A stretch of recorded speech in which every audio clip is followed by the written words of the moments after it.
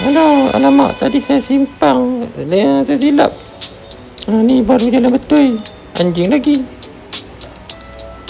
Okey, geng. Tempat ni antara tempat yang saya rasa saya pernah masuk. Dan tempat ni boleh dikatakan rugi ya, tak buat macam yang terbaik. Kiri kanan semuanya ladang. Mana jalan keluar ni? Tadi saya silap simpang, geng. Saya pergi belah kiri. Kiri pergi ke kebun jambu, geng. Oh, rupanya sini pun ada jambu. Jalan dah cantik, kan. Dulu masa saya datang sini 40 tahun lepas, kan, jalan ni berlubang-lubang, berselut.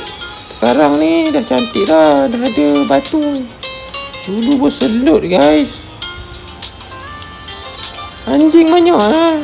Ni anjing lah buat saya sesat tadi. Ni semua toke-toke lah. Toke masuk kebun. Banyak benda boleh buat dalam ni. Belah kanan lombong, belah kiri lombong. Tapi lombong ni dengan cerita dulu tak berapa ada hasil. Jadi dia orang tutup. Usut punya usut, tak jumpa apa. Sayang lah tempat ni. Apa lah.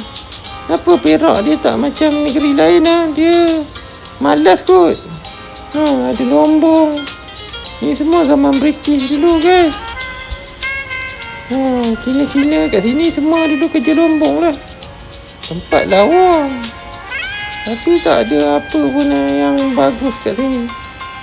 Dah nak sampai dah, geng. Oh, dekat depan ni ada tempat kuda, geng. Ni lori-lori ni lah. Lori-lori kebun. Tak tahulah jalan ni. Ada je. Ni Endon. Perempuan Endon. Betul. Betul lah perempuan Endon. Macam mana Indonesia punya orang dah dekat sini banyak. Saya yang duduk Malaysia ni pun tak ada jumpa dekat Endon. Okey, geng, dah nak sampai dah jalan ni. Anda tak percaya, anda datang lah. Itu semua pekerja ladang-ladang lah. Patutlah kerja orang tempatan tak ada. Semua Endon lah. Tempat ni popular dengan ladang ayam. Dah nak sampai dah, geng. Nanti saya ambil gambar sikit lah. Ni jambu. Ronok, geng, masuk kawasan macam ni. Dia macam dunia dia tau. Dunia kebun. Kalau kat pekan tu dunia haram kan. Sini dunia kebun, ikan, rajin, malas.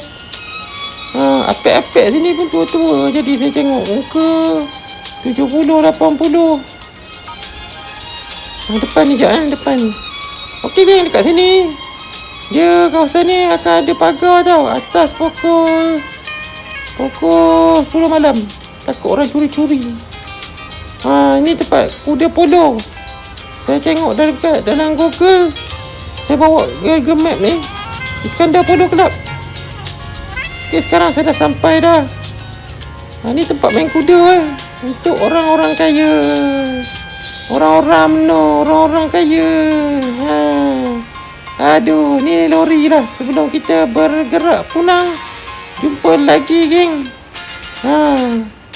Saya tengok Cina-Cina tua je kat sini. Sial betul. Okey, geng, jumpa lagi. Bye.